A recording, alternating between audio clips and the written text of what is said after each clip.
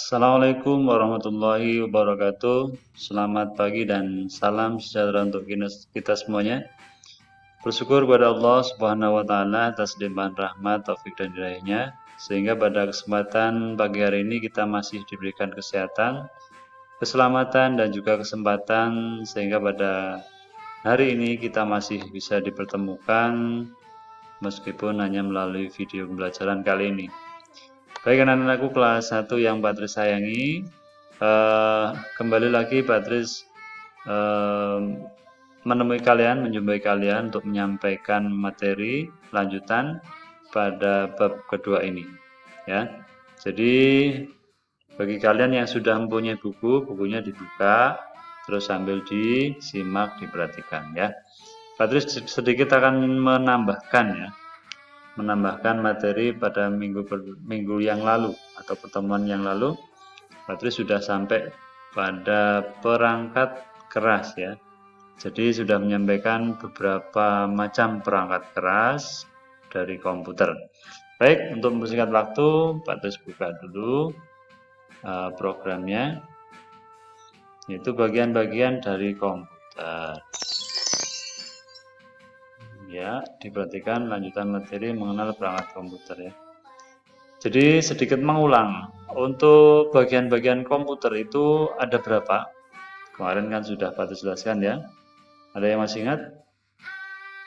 Ada 3, pintar, ada 3 ya. Jadi apa saja? 1, perangkat apa saja? Perangkat keras. 2, perangkat lunak. 3, perangkat pengguna atau user yang biasa disebut dengan istilah brainware.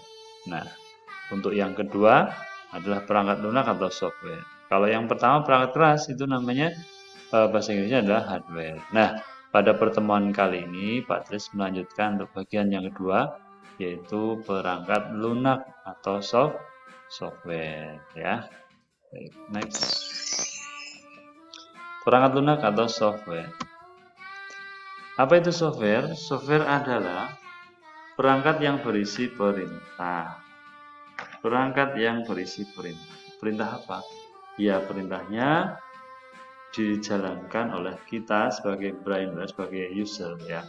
Contohnya perintah menyimpan. Nah, untuk software di sini ataupun aplikasinya itu menerima perintah dari kita ya. Jadi contohnya menggambar dengan program Paint ya. Jadi kalian buka programnya, nah kalian bisa menjalankan program itu kemudian menggambar. Itu semuanya kan kita yang menjalankan ya. Ibaratnya adalah kita yang memerintah. Contohnya kita memerintah membuat lingkaran, terus kita memerintah menyimpan, kita memerintah mewarnai. Nah, kita semuanya yang memerintah, sedangkan software hanya menjalankan perintah saja. Jadi perangkat software ini perangkat yang berisi perintah. Itu ya. Kemudian software ditulis dalam bahasa komputer. Komputer, bukan komputer ya. Komputer, Pak, salah ketik, kebanyakan O-nya ini ya. Nah, itu jadi software ditulis dalam bahasa komputer ya. Kemudian orang yang membuat software disebut dengan programmer. Nah, ini orang yang buat software ini atau yang buat program ini disebut dengan istilah programmer ya. Programmer apa saja tergantung dari program yang dibuatnya ya. Yang jelas orang yang membuat software disebut dengan programmer gitu ya. Lanjut. Nah, sekarang contoh software apa saja kalian perhatikan. Yang pertama contohnya adalah Microsoft Windows. Windows ini adalah salah satu produk yang merupakan operating system ya atau OS. Kalau Microsoft ini namanya perusahaan. Nama perusahaannya adalah Microsoft Windows Products-nya. Jadi Windows ini sebagai operating system. Ya, ini Windows. Nah, ini disebut dengan software karena ini tidak bisa dipegang, tidak bisa dirasakan ya. Hanya bisa dilihat saja. Gitu ya. Itu adalah untuk contoh software yang pertama, Microsoft Windows. Yang kedua, Microsoft Windows ya. Yang kedua, nah gambarnya seperti ini. Kalian mungkin belum pernah lihat ya, atau mungkin di TK sudah pernah diajari program seperti ini, pasti tahu ya. Nah, ya betul. Jadi yang menjawab ini adalah program Paint, sudah betul, Microsoft Paint. Nah, Microsoft Paint ini program yang digunakan atau software yang digunakan untuk menggambar dan mewarnai ya. Jadi nanti ketika kalian sudah mulai praktek atau menggunakan komputer, kalian di sana akan mulai menggambar dengan komputer ya. Bukan berarti menggunakan kuas seperti ini ya, tapi ada sebuah ikon yang bisa menggambarnya ya. Nah, selanjutnya setelah Microsoft Paint, ya ini ada Microsoft Office ya. Office ini perkantoran, jadi program ini atau software ini digunakan atau diciptakan untuk membantu operasi ataupun operasional dari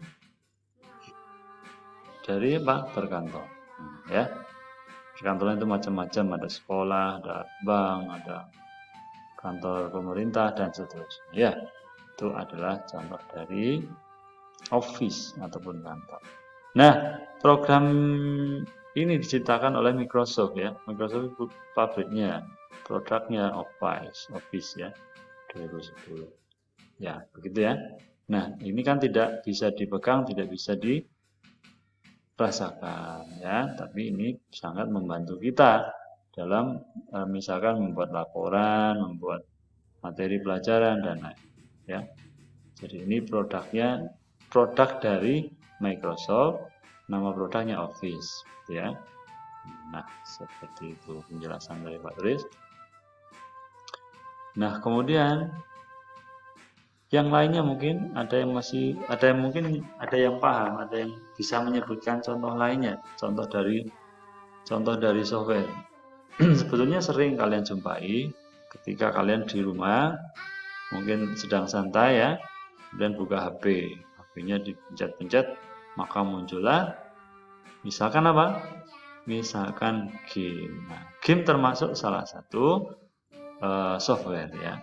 Jadi kalian tinggal pencet-pencet, klik-klik, nanti bisa jalan. Nah, itulah yang disebut dengan software.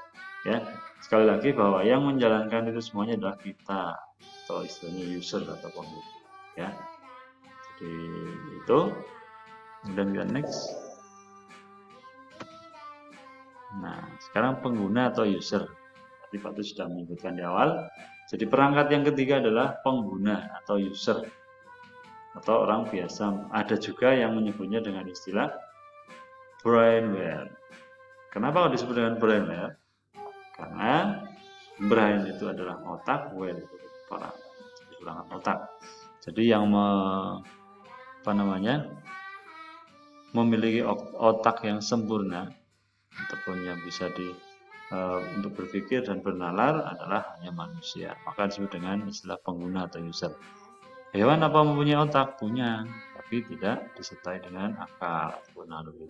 Sehingga hewan tidak bisa berpikir mana yang baik, mana yang jelek. Begitu ya. Kalau hewan itu tentunya nurut kalau dicambuk atau dipecut gitu ya, baru bisa jalan begitu. Itu contoh pengguna. Apa untuk yang hewan? Nah, sekarang kita bahas adalah brainware, adalah manusia sebagai perangkat pengguna. Gitu ya. Nah, kita sebagai manusia disebut sebagai pengguna atau user atau brainware. Ya, seperti itu. Ya. Meskipun kalian juga disebut dengan istilah brainware. Meskipun kalian masih kecil, kalian juga mungkin ada yang sudah bisa menggunakan komputer. Semoga bisa semua ya. Sehingga ketika masuk kalian tidak usah bersusah payah mengenal ini apa, ini caranya bagaimana, itu ya. Tidak usah, cukup kalian ikuti langkah-langkahnya saja ya. Nah, seperti itu untuk pengguna atau user. Kita sebagai manusia disebut pengguna atau user ya, atau brainware. Nah, berikutnya. Nah, ini contohnya ada seorang anak ya. Ini yang disebut dengan istilah pengguna atau user, mbak-mbak ini ya. Atau mungkin teman kalian itu ya. Jadi itu adalah contoh dari brainware atau pengguna atau user. Next, berikutnya perangkat tambahan komputer. Nah, perangkat tambahan komputer ini adalah perangkat di luar komputer ya. Artinya tanpa adanya alat ini pun kita bisa bekerja ya. Jadi yang pertama apa? Contohnya adalah kamera video digital. Ini gambarnya, kamera video digital.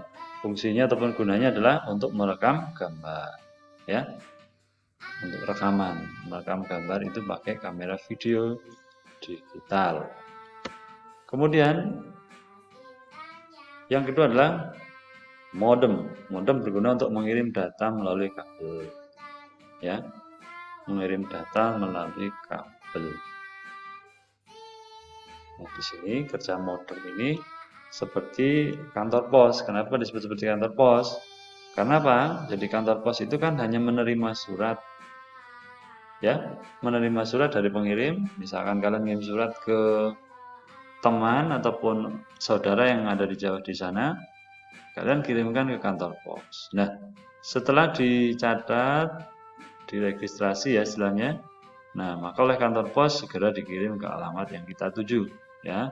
Contohnya ke Surabaya. Nah, paling tidak ke Surabaya Jember itu kan hanya sekitar paling tidak 1 hari nyampe, ya. Kalau ditempuh dengan perjalanan normal, ya.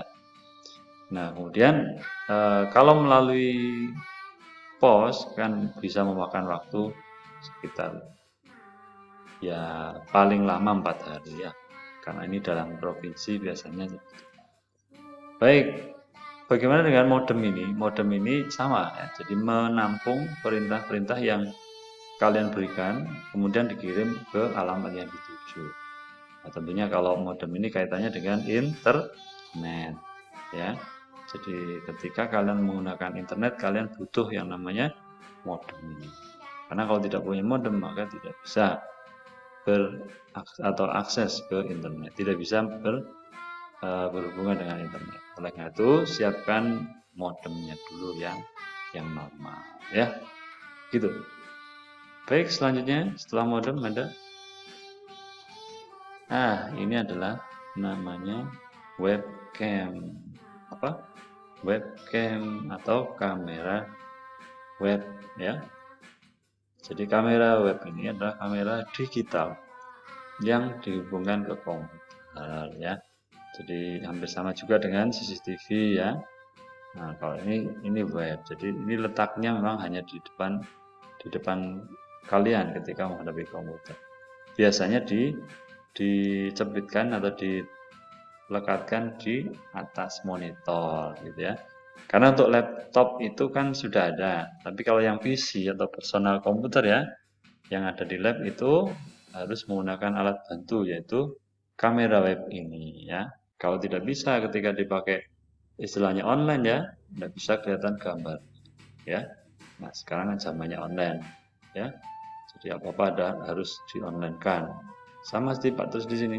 Pak Tris kan tidak ketemu kalian, maka Pak Tris menyampaikan materinya secara online melalui YouTube ya. Oleh karena itu ya kalian harus mengikutinya, harus menyimaknya gitu ya, agar nantinya kalian tidak tertinggal. Baik, kita lanjut.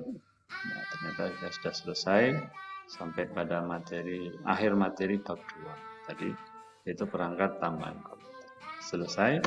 Dan tugasnya pelajari buku TIK bab 2. Jadi kalian cukup buka bukunya dibaca bab 2 ya.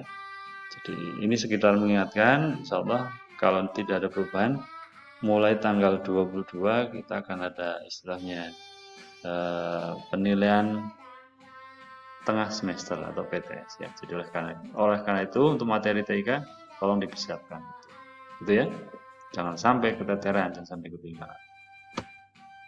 Baik. Terima kasih atas perhatian kalian semuanya. Jangan lupa di subscribe bagi yang belum, kemudian di like and share. Semoga bermanfaat bagi kita semuanya. Ya, Patris akhiri. Assalamualaikum warahmatullahi wabarakatuh.